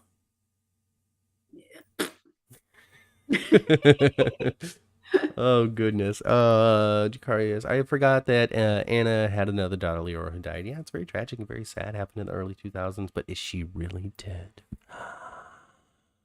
No, Dr. David does have resurrection juice. Let's see here. I think Cody's a grifter. Maybe Daisy, maybe. Duke died, and that was also the death of interesting Anna. Oh, wow, that's kind of mean, Leanne. But maybe you're right. I don't know. I really only have my podcasting life of GH attention span to really focus on. Aiden Devane should come back to Port Charles. Jacarius shares an opinion with a lot of people out there. They really enjoyed Aiden showing him up and hanging out in Monte Carlo for those couple of episodes. No, there's a different Aiden. Oh, is it a different Aiden? I'm so sorry. Yeah. It's the other Aiden from All My Children. Yes. Gotcha. Yes. Well, he should come back too. Just both of them. Oh, he had a good Australian accent. He did. I don't know. He was the third Devane sisters kid, right? It's Alex, Anna, and then the one we've never seen. Something like that, right? I don't remember whose child he was. I don't know. I mean, he might have been a little brother. He's not Anna's, right? He's not Anna's. No, he ain't Anna's. He's not Alex's either. I want to say he was their kid brother, but I'm not sure. You know me. I don't remember nothing. I don't. You know who's going to tell us? The chat in about a minute. maybe. Bring back Aiden. I don't know. Whatever. There's room for all kinds of all my children. And you remember him? General Hospital. Oh, he's good looking. He was a good-looking guy. He's real pretty. I can't figure out who the female hooker is because Brando was a pretty big guy. I don't know. It was wet. It was rainy. Couldn't see. Was taken by surprise. Well, I tell you, Mrs. Moon might have some ninja skills. And, like Diane could be like lying as well. Like Diane's not, is Diane going to tell the police, or is she going to be like, maybe I should tell the police it was a woman so Sonny can hunt for this man that actually attacked me? I don't think so. No? All right. Well, then it's a lady. Well, we had said before that the stature of this person is not large. No, it's Rory. They just, it was a woman because he's just so pretty, like it's Rory. Rory. Well, he's not a giant person. And he's not a giant person. No. If it's a woman, but no, I don't know. I think it's another twist, another red herring. She's misremembering, she's lying, something like that. But I just, it's Rory. I want it to be Rory. Rory. You might get your wish. And then people were talking on Twitter today about some trip that Rory and Trina are trying to take. I don't remember seeing anything about that. Yes, they were supposed to go somewhere together. Oh yeah. Yes. I don't remember. She talked to Ava about it. Yeah. Yeah. I missed it. Was it on Friday? No. I don't know how I missed it then. All right. Well, but people on Twitter were talking about it, how, ooh, this is dangerous. What's Rory's real plan? Rory's real plan is to try to, sleep with Trina because Rory's 30 and has had adult relationships and has been hanging out with these college kids and throwing axes and having a good time, but he's ready to make out and get it on. Oh yeah. And Trina's going to be like, that's why he wants to go away with her. And Trina, she's not so naive to not know that if she goes away with him, the chances of something like that happening are good. Yeah. And she's like, oh, I'm not ready. It's not like he's going to go sleep on the couch like dumb Drew. No, it's fun, Carly. I'm going to come out here all glistening wet in a towel, but it means nothing. It's trying to entice you by eating a carrot in front of you? Not at all. No, I'm going to go get dressed. But I did appreciate, no, this wasn't this week, it was last week, but I did appreciate that when he left, Carly was like, oh my God. I loved it. That was good.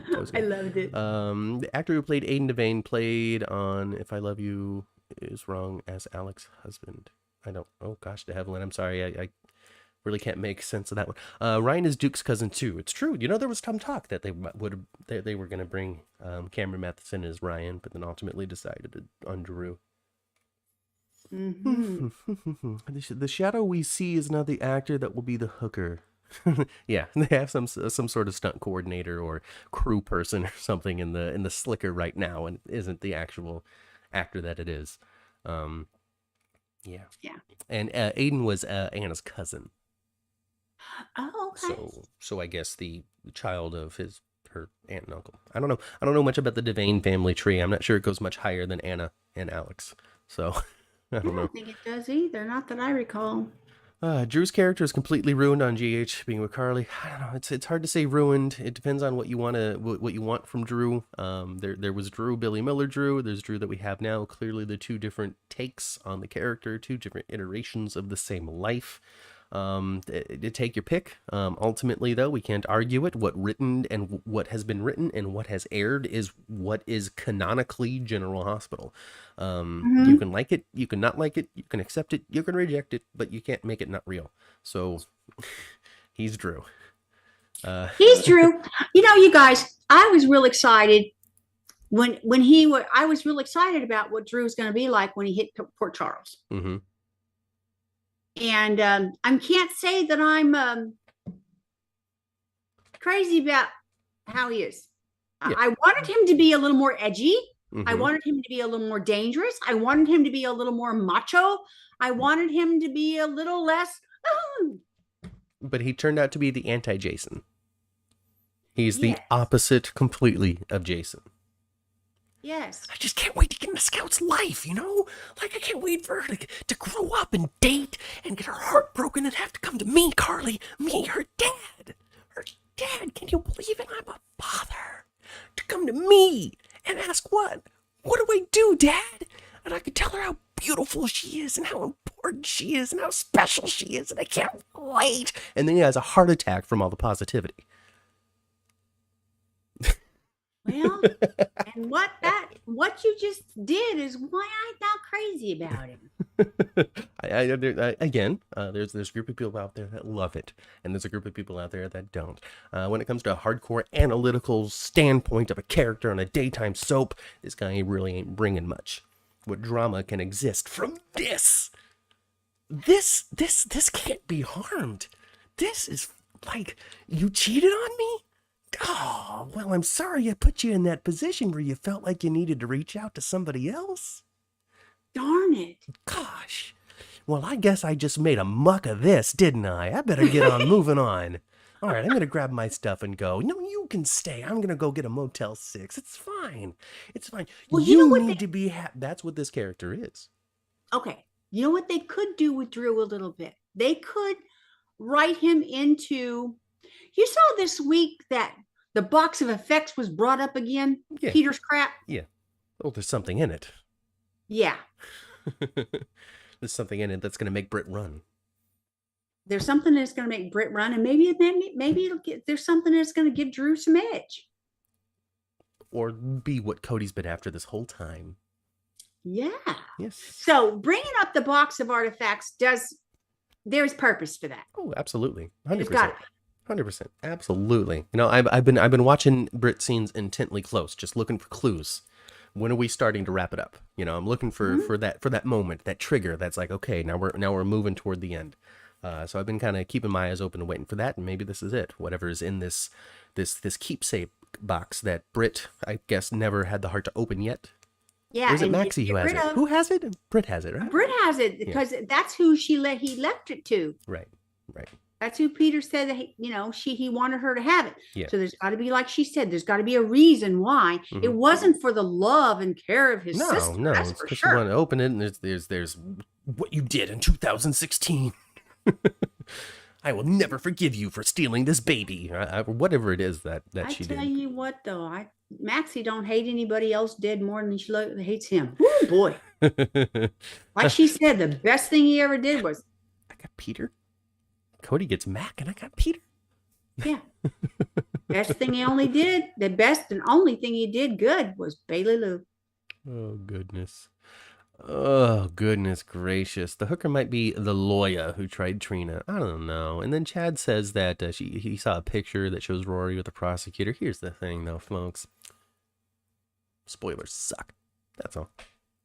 Spoilers do suck. I don't like them. Suck. They do suck. But Rory the prosecutor, maybe Rory's being prosecuted, huh? Mm-hmm. I love watching my soap opera in the edge of my seat.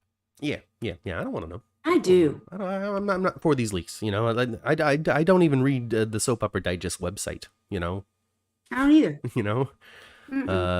Because even then, like, they covered, one of these characters will die. I'm like, cool. I'm glad to know that there's fun story coming, but also, like, now I'm expecting one of these 6 characters to die. So sucks. And then one of them did. Brando, no. And then everybody's gonna be okay. See, that's my big problem with the hooker storyline is we got to kill somebody else. We got to kill them. I don't even consider Oz as a death because Oz is nobody. Yeah. We gotta kill somebody more important. Boy, they didn't even have him hang on for a second. Oh no. They showed their hook coming after him, and then they showed him in a black bag. Yep. And like, oh, they found his body. Yep. But you're right though. The hooker's got to hook somebody else pretty soon because if they continue the way it is, the hooker's been hooking somebody like once a week. Yeah. Well, we'll get a few more hooks. I hope. I don't know. Because it was only last week where Nancy Lee Grahn had texted that she found out who the killer was. So we'll probably still have a couple more weeks of this before we find out, and then however long it would take for the character of Alexis to find out who it is too, because it's not like these actors are necessarily spending a bunch of time at the studio when they don't have to be there. As a matter of fact, there was all kinds of what was it? I think it was Steve Burton who told the story about having scenes with Michael and it coming up his experience in prison where he was assaulted. Mm-hmm. And I think Steve Burton was like, "What? That happened to you? I didn't know that happened to you." And this was something that happened years ago, by the time these characters are talking about it. But just goes to show, if you don't have a scene about this particular happening with this other character on the show, the likelihood of you knowing, unless you're watching the show, which you're not, is and they don't give you the pages of the whole episode you're going to be on. They just give the you ones that have pages. your name on them. Yeah, they give you your pages. Yeah. That's it. Yeah. Yep. Just if you're standing there, or if you say something. I imagine people who are just like a party scene or something, like the funeral. You have some or something at the Metro Court, where you have like in the background TJ talking to Molly, and they're just chit chatting. They didn't get pages for that. They said, "Hey, you're scheduled for the day. Come stand in the back and don't make too much sound." Yeah, just mouth watermelon all day or something. Yeah,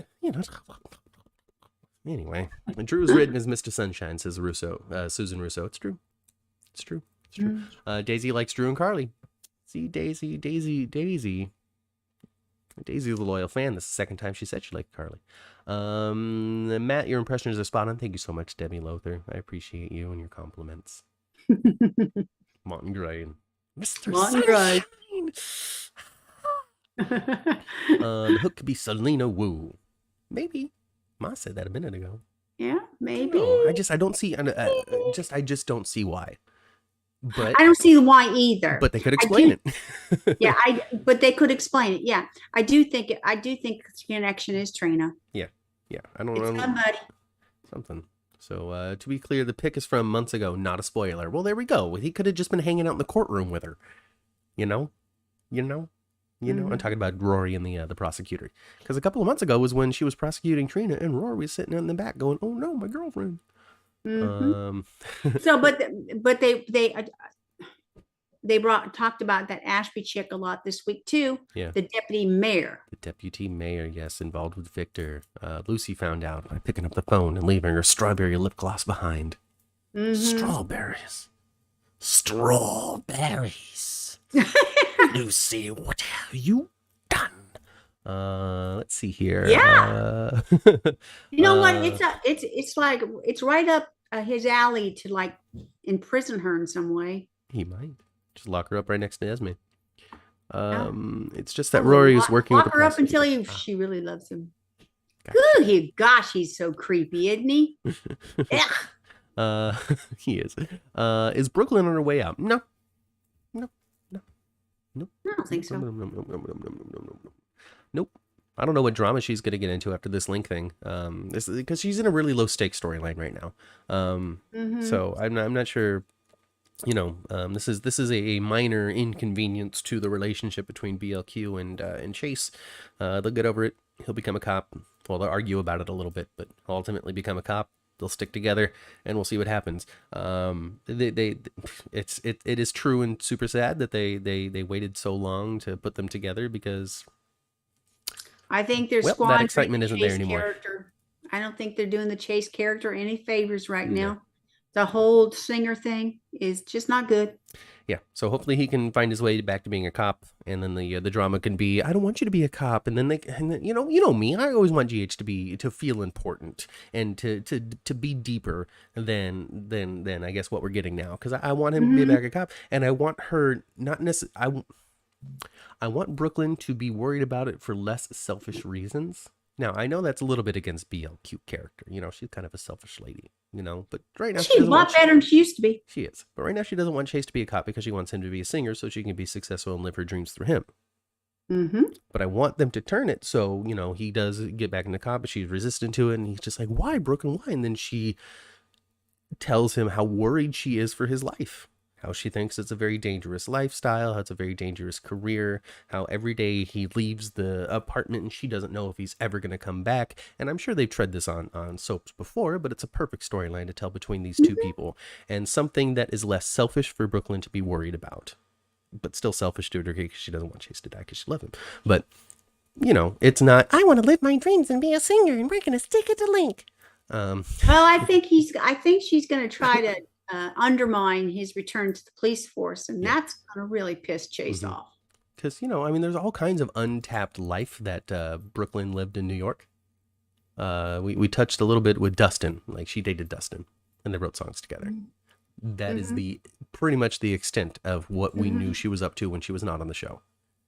She could have had a very serious relationship with a cop who was killed in the line of duty in New York City, for all we know. That could be inspiration for this. I don't know. I guess I just have my writer's hat. I'm all for them bringing back her mom and having that little dynamic there. Maybe that's what Allie Mills will be. Just crazy, crazy Lois. Just blonde, bleach blonde hair. Liesel Obrecht. What about her? Apparently she's dyed her hair blonde, mother. No, babe, that's her real hair color. Oh. Kathleen Gotti is actually a blonde. So she was a bottle brunette? Yes. Oh my goodness gracious me. Very believable bottle brunette. Very much so. Okay. All right. Okay. I don't know. Chat, would you be surprised if I told you, because it's true, my hair color is the same as Matt's. My real hair color before I went gray. Yeah, and it's not the same hair color now. No, but that's I'm really a brunette. Yeah. You just lighten it. You just super lighten it. Yeah, but Kathleen Gotti is a real strawberry blonde. Okay. Did she pick up a job? I feel like she picked up a job. Maybe. I feel like she was cast on something recently. I might have dreamed it. I don't know. Sometimes I dream things and then don't remember that they were dreams because they just seem so logical. Like Kathleen Gotti, she deserves more work. Maybe she got cast in something. I don't know. Yeah, maybe. But if she did, she didn't, whatever. If not, the door's always open for you, Kathleen. Come on back to the 10th floor. Let's talk about cooking. Let's talk about Brit. Let's talk about cooking. Oh, man, I do love me some Liesel and Scotty, though. I find them so endearing and so funny. Gosh, we haven't seen Scotty on the show in so long. I know. Scotty ain't been on in a minute. No. They've mentioned him a couple of times. Yeah. Let's see. Matt, do you think Willow is going to tell... so many questions for just me. Ask my mother a question, everybody. Do you think that Willow is going to tell Michael the truth? Eventually, once this epically long first trimester is over, she might have to say something. Man, it takes Willow forever to get 12 weeks pregnant, but we got Esme there all popped out. I was thinking about that, and I was thinking, different women, different showing weeks, different sizes, like my cousin, she had babies, but was just still 98 pounds the whole time. Like, Yeah. People carry it differently. Plus Willow's really sick, so maybe the baby's tiny. I think, yes, I do think that Michael will find out about Willow, but she is going to be forced into having to tell him. It's going to be Nina stirs the pot so much that Michael's like, really, what is going on with you and TJ? What's going on? You're betraying me? You're gonna betray me, King Michael, right? And she's gonna have to be like, no, Michael, I'm not cheating on you. Yeah. Oh my God, what do I have no idea? Yeah. Well, it only makes sense to that. What is the treatment for leukemia? It's a bone marrow transplant. Yeah, she'll need it from Nina. She's gonna need it from Nina. Yeah, we know where it's going. Give us until next October. Oh goodness gracious.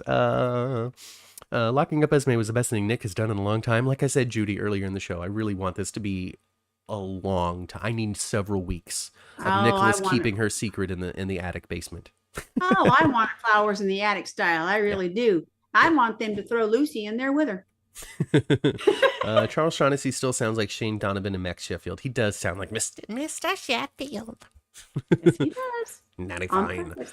Do you think Finn's ex-wife storyline is being dropped or just on hold? I think that they're visiting it when they visit it. They don't use Elizabeth every episode, every day. And when they do, they're going to continue to talk about it. Last time we saw Elizabeth, she was having dinner. It was her and Finn with Yuri and Terry. I don't know if it was this week or last week. It was last week. I thought it was charming. Don't you think, though, General Hospital kind of does, they have so many irons in the fire. I think they do, they pick a couple of storylines to really depict that week. Yeah. And then they go, the next week, it's usually a couple different ones. And then, it kind of cycles. But, yeah. 100% So on that. I Yeah. just don't think it was Elizabeth's week. No, it wasn't Beyond, Elizabeth's week. it wasn't Elizabeth's week. It was um, Esme's week. it was, yeah, it was a big Esme week. It was big Sonny, Dex, Joss week. I mean, I have all kinds of stuff, but they sprinkled in little stuff. Like the divorce papers have been filed. You know, Mhm. that part of the Ashford family saga can be put to rest. Curtis and Jordan are going to finally be divorced after being married and having absolutely no impact on their lives. Uh, Yeah, hey, just in time for him to find out about Trina and not want to yeah, marry. you know, And Jordan's sitting on so many secrets right now, it's threatening to collapse her life. You yeah, know, she's got the Porsche secret, she's got the Stella secret, she's got her own secrets. You know, just secrets. mhm. Oh goodness. You know what that one? You know what prop they missed the mark on when it comes to the attic? Do you guys remember that picture of Laura that was over the fireplace when Windermere was just kind of closed up? That's what should be there. That picture should have been in the attic. Is Maggie the hook killer? I don't know. I think that would be funny. The giant just Laura painting that Esme just has to look at and sneer at the whole time. Just, Well, it was very prominent at one time, that oil painting of Laura. I wonder if they They still should have have had it. that stuck up there in the attic. I wonder if they still have it. Do you think yeah, so I don't think that the storyline's getting dropped. We're just gonna get to it back when Elizabeth's there. So, you know, a couple of things from last week though. We've proved that Yuri is the most likable person in all of Port Charles. There is nobody that doesn't like Yuri. People just fall into conversation, and he just loves to talk about his little doggy and blah, blah, blah, blah. And just and people just love Yuri. Monica loves Yuri, Finn loves Yuri, everybody, everybody loves Everybody loves Yuri. Yuri. You know, that's another And spin-off. he's such a good kisser. I just good kisser. She good kisser too. We like to go kissing. Anyway. So yeah. But in that scene, Elizabeth, you know, thought that she knew more about Finn than she originally knew that she knew. Because she assumed that he, you know, lost Reiko and that changed his life, and she started to feel guilty about it. And he's like, "What are you talking about? I'm talking about my best friend, buddy." You know. So she is paranoid. That relationship is doomed. It's only a matter of time before it finally goes down in flames. Yep. And yeah, I don't know what's going to come from it. It is a unexpected twist, including Reiko in these things. Now that also could have everything to do with being unsure about what you're doing in 6 to 12 months on your own show. I think that's probably more evidence of that than anything else. Because they did a lot of time trying to lay the groundwork for this Jeff Weber stuff. To ultimately have it be about Reiko right now. And is that because you couldn't align actors, you couldn't align budget, you couldn't align story, you couldn't align something that you hoped to be able to align when this thing was supposed to all come together that just didn't, and so you had to make a left turn? Or were you just making it up as you went along, and somebody went, "What if it was about Reiko?" And you went, "Yeah, that's a good idea," and you went with that. I don't know. I wasn't in the room. I don't know. We'll see. Daisy doesn't think that Trina is Curtis's daughter. Well, Daisy, welcome to soap operas. Seems you've been watching them for about 3 days. You're in for a world of wildly predictable storylines. So strap in. Well, I hope she kind of is, actually. I kind of hope she is. I want her to be Curtis's kid. It needs to be. You know, why not? More family, more drama, and Curtis doesn't have any kids. No. That's why they started. But you know, in true soap opera form, they could be jumping out of the woodwork soon. You know, and then and give it another 10 years, and they, you know, it turns out Trina's not his daughter, and then they can start sleeping with each other, like Vincent was saying on the All My Children relaunch, how he was starting to sleep with Colby, and he delivered her.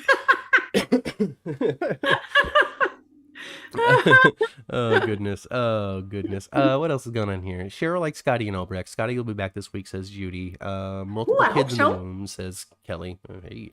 Who only gained 20 pounds when Judy? I only gained 20 pounds when I was pregnant. There you go. See, some people stay tiny. Kelly suggests that maybe she's pregnant with twins. That's why she's showing more than Willow. Why not? It's a soap. Well, that would be Multi-births cool. are the Why not? commonplace. I love it. Daisy, no Willow and TJ. I don't know if that is no Willow and TJ or no Willow and TJ. I'm not sure what the emphasis is in that one. Well, I think so. I think they're kind of testing the waters a little bit on that. Yeah, Maybe I think that testing the waters a little bit on that. I don't know if I am just biased or if he's got the charm and the swagger, but I think Taj Bellow is a perfect actor to be front leading man in romantic storylines. Like I said, I don't know if it's because I'm biased because I like the way he looks, or if he really is just bringing that. Oh, well, sweetheart, it's got to be a little bit that you're biased. I mean, you are a Taj Bellow fan. You like him. I do. I was looking at his Instagram the other day, and he was all like playing with his dog and spending some alone time in a cabin, and then he took off his shirt for no reason, and I'm just like, can we hang out? Anyway. He looks like your type too, Matt. Well, good. He's your type.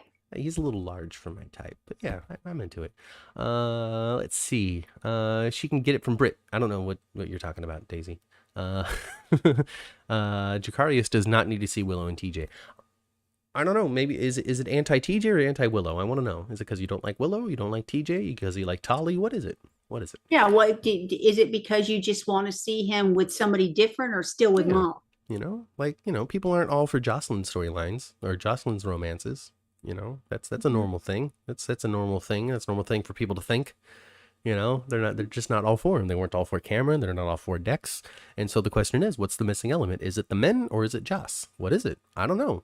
I don't want to say it's Eden. It's not Eden. It's Joss. It's got to be Joss. Something's missing from the Joss character. I don't know. Another thing, the scene that I really enjoyed this week, I liked Sonny and Ava talking to each other. Yeah, they're good friends now. Just good co-parents. I liked it. I thought it was good. Yeah. Jacarius wants to know 3 characters we dislike right now. It's always a hard question because I find everybody to be likable in their own way. But the ones that I'm like least interested in seeing, like I'm not really interested in seeing Cody at the moment. I'm not really interested in seeing, I don't know. I don't think about the things I'm not interested in. I think that's always my failing. Well, 3, I don't know if I can come up with 3. But I can come up with, Cody Austin. I know it's not popular. I know this is not a popular opinion of mine, but I don't like Aunt Stella. She can just get hooked.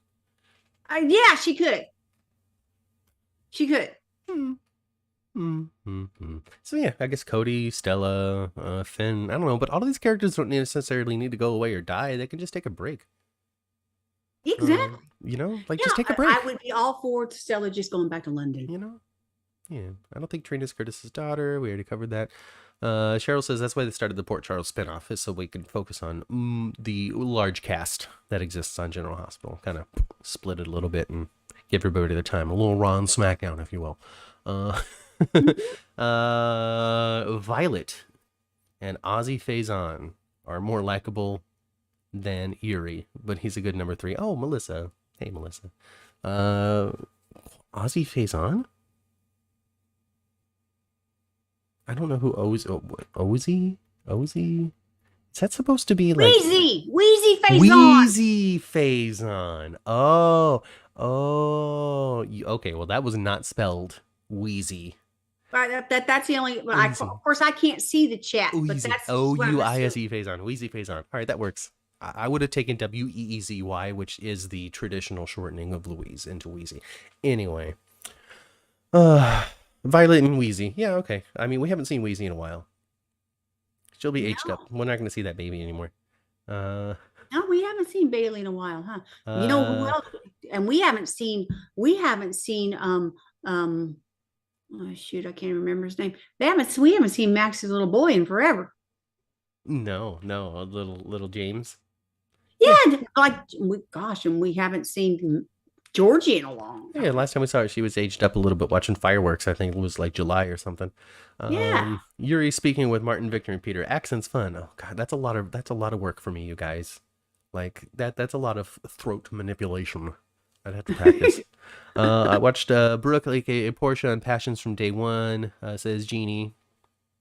I do like Brooke Kerr. I think that she's been a great asset to General Hospital. I think so too. She's so lovely. They're leading us to believe that she's Curtis's, but she's going to be Taggart's, says Daisy. I mean, maybe, but what's the drama there? They've already covered the fact that Portia has cheated on Taggart with Curtis. And I think what leads me to believe that Trina is Curtis's is because Trina, they've alluded to this and made us want to believe it, that Trina is Aunt Stella's connection to town. Right. That DNA test stuff. Yeah. And the only reason why that would be taken away from the database is because the person wanted it to be taken away. So did Trina do that? Find out. Tune in next week on General Hospital. They're leading us to Yuck, Willow, and TJ. So I guess, Daisy's not a fan. Melissa says TJ and Sasha would be fire. And TJ and anybody would be fire. TJ and Molly are currently fire. They're just not on TV. Jeannie says he is cute. I can only assume she's talking about TJ. I tell you what, that scene of Brando and Sasha doing the Titanic, that was good. Yeah. There's a little bit of a debate as to whether or not Jocelyn or Christina deserves a girlfriend. Why not both? Give them both girlfriends. Ever. Oh, I sure hope Lexi's going to be on the show some. I just love her. I just love her. She's just so, man, I just love her. Lissa suggests that James is graduating college by now, which is right. Funny. I can think of another character I'm not crazy about, you guys. Oh, Jakarius. I'm not crazy about talking to Jakari. I'm not that. He's not on the show. Jakarius. The other person I'm not crazy about is Alexis. Oh, you're done with Alexis right now, huh? I'm not crazy about Alexis. It's fine. Like I said last week, she's the stupidest smart woman I've ever seen. Alyssa says that Throat Manipulation should be the name of Chase's debut album. Oh goodness. Let's talk Roger and his movie. What movie? Roger Howarth? Did he do a movie? Is that why he's kind of not on so many I don't know anything about a movie he's done. So, Yeah, I don't either. Thanks, Carolyn. We don't know anything about it. Maybe we can look it up for next week because, good God, we've been talking for a really long time. Let's see here. That's it. That's it. Is there anything on the notes we didn't talk about? Let's see here. Divorce papers, Oz is dead, Anna, Valentine, and Robert are hot on the case. So that's a lot of fun. It's a lot of fun. I really enjoy seeing Robert and Anna together, but that's not a unique opinion. People like watching them. Everybody loves it. Everybody loves it, and well deserved. And for all those people that are like, how come the vets aren't getting a story, folks? The vets are in the middle of a hot story. Like, it's nothing but vets in this story. Actually, you just don't appreciate Lucy, I think is what it is. There's a lot of vetness stuff going on right now. Yeah, there's a lot. Mac's got a new story. He's a vet. Yeah. Robert's right in there. Anna's right in there. But the reality of the situation is, folks, when you talk about vet storyline, you're talking about old people storyline. All right? That's what you want. That's what you're getting. But it's not going to be sexy. So take your pick. All right? Unless you count Anna and Valentine. Now, Daisy earlier in the chat said that Anna and Valentine felt like watching her parents make out. So I can only imagine what you went through when he welcomed her in the morning. Because that's something I'd be horrified to see my parents do. Let's see. Us older fans love the vets, right, Mom? Right, Mom? Do you love the vets? Of course I do. Do you love the newcomers? Of course I do. Because if they have written them good stuff, but you've got the the fondness of the past. Yeah. That nostalgia kind of feel. Right. And then if they're doing something interesting as well currently, I love it. Yeah. I love it. Yeah. One of my favorite things to see. What's that? I love a couple of things I love to see vets do. I love it when Bobby gets fiery mad and just tears somebody down. I love it. Well, you're going to get that before Jacksonville's over. I love that. And I love anytime that they show Anne is still a badass, I love that. Anytime they show Felicia when she isn't talking like a baby, I love that. Carolyn agrees. You're right. They have to be written correctly, and when they are, it's good. Yeah. When they are, it's good. That's good. Carolyn also liked Alexis as a lawyer. Nancy Lee Grahn is the one that decided she didn't want Alexis to be a lawyer anymore. That's some of the influence that the actors have on it. Is she convinced them, let's explore something in Alexis's outside of being a lawyer. Well, I think they picked something good, actually, when it comes to her doing something else professionally. I think they picked something good. Definitely. I think it's fine. It's a perfect marriage of what Nancy Lee Grahn wants to use as a platform, and also as a way to stir the pot of drama on Port Charles, which they're doing. Her and Gregory are trying to get the hook. I'm not interested in seeing Alexis and Gregory get it on. I'm not. Yeah. Well, whatever. Yeah. We'll see what happens next. Even though Nancy Lee Grahn is really good at doing a sexy scene. She is, but she was just like, let's I'm tired of doing courtroom scenes. Let's do something else with Alexis. So they did. But like we talked about with Vincent yesterday as well, these characters mean a lot to us because we watch them on our TVs every day and we grow up with them. We watch them for 10, 20, 15 years, all that kind of stuff. But as much as they mean to us, they also mean a lot to the people who are playing them as well, because they have so much time in these characters' feet, in these characters' shoes, living their lives and having them grow and learn and develop. And yes, and what Vincent said yesterday, he's got some true endearment for Dr. David Hayward. T-Cherie wants Spencer to be Dr. David Hayward. Yeah, he did love being Dr. David Hayward. He loved being LoJack. He loved being on daytime soaps and would love to continue to do so. So write your local representatives, call your governor, let them know that you want to see Vincent Irizarry on General Hospital. Melissa says that Alexis needs to be a ghost, so let's hook her. I mean, if you and the chat and my mom need to get together and plan on how to hook Alexis, maybe that's how she finds out who the killer is because Alexis gets hooked. Well, she won't die. Let's see here. And T-Cherie says Spencer needs to be celibate. I don't know what it is that T-Cherie hates so much about Spencer. I just don't know what it is. But now he can't even get any nook, Ma. Now Spencer, young, hates his little entitled butt.